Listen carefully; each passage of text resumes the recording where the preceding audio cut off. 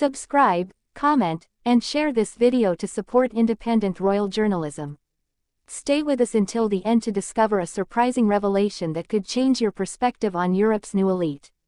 It's a scene that looks like something out of an aristocratic dream or a high society tale imagined for a luxury magazine. An ancient castle standing in the heart of the Highlands, torches illuminating the stone facades, the distant sound of bagpipes, and a gilded youth dressed as they did in the past, somewhere between glamour and folklore.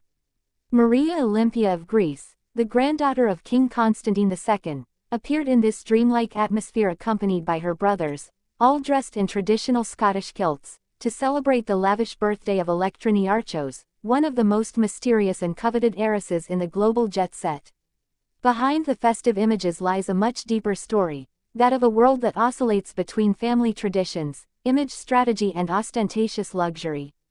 Maria Olympia of Greece is not a princess like any other. At 27, she embodies the face of a monarchy that no longer has a throne but retains its prestige. The daughter of Prince Pavlos of Greece and Marie Chantal Miller, she grew up between London, New York, and Paris, always under the gaze of cameras and photographers. But it was in Scotland, in a setting as spectacular as it is steeped in history, that she offered the world a new image of her siblings, dressed in an ancestral symbol, the kilt. This garment, the emblem of the Scottish clans, worn by descendants of the Hellenic monarchy. It's enough to raise questions, surprise, and even provoke. For if members of the British royal family are entitled to it by tradition and territory, what does this stylistic choice mean for the House of Greece? Is it a tribute to the family's British roots? A touch of aristocratic humor? Or a calculated strategy of differentiation in an era where every image is worth its weight in influence on social networks? The event took place in one of Scotland's most sumptuous private castles.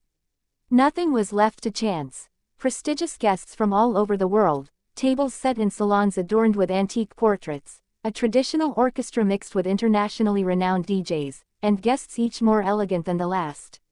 But at the center of attention, Maria Olympia and her brothers, Achilles Andreas, Odysseus Kimon, and Aristides Stavros, created an image that some commentators did not hesitate to call a living tableau of 21st-century European aristocracy. What is striking in the leaked photographs is the perfect balance between tradition and modernity. Kilts are not disguises, but outfits worn with an almost instinctive elegance, accessorized with sobriety and dignity.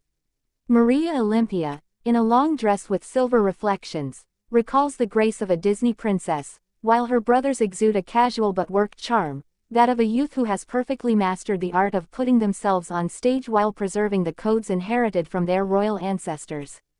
But beyond aesthetics, this celebration raises a fundamental question: what is the role of young European aristocrats today? Their presence at this event, spectacular as it may be, is not insignificant.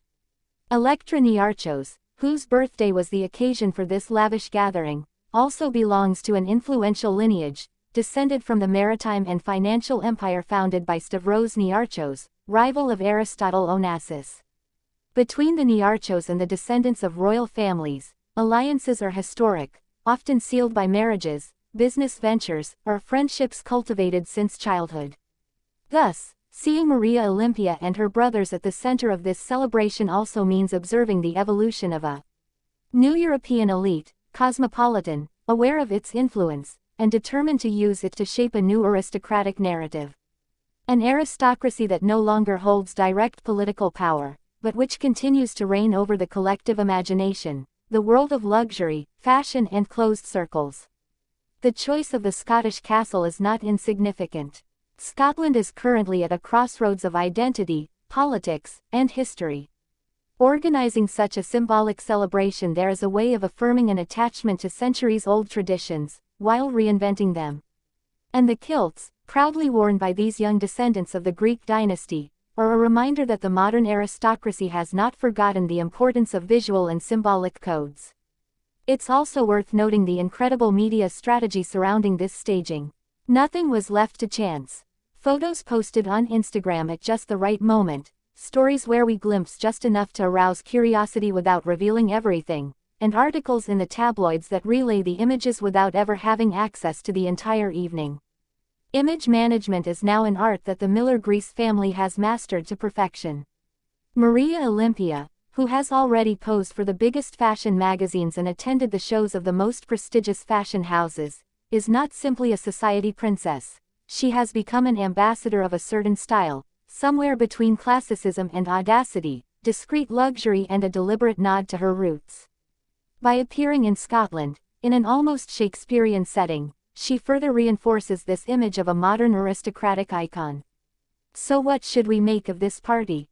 A simple celebration among friends? A disguised political message? A rehabilitation of the European aristocracy through the prism of beauty, the art of living, and tradition? Perhaps a little of all of these. For in a world where authenticity is measured by aesthetics, every appearance of these figures from royal lineages is analyzed, scrutinized, and deciphered. Electra Nearchos, the center of attention, surrounded herself with the continent's most prominent heirs to mark a turning point in the art of celebrating.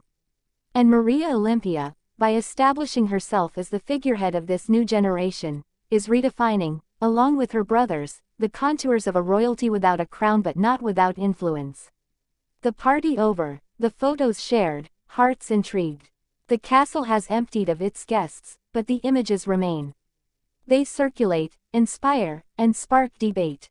And one question remains: behind the smiles and kilts, what does this gilded youth really tell us about the future of the European aristocracy?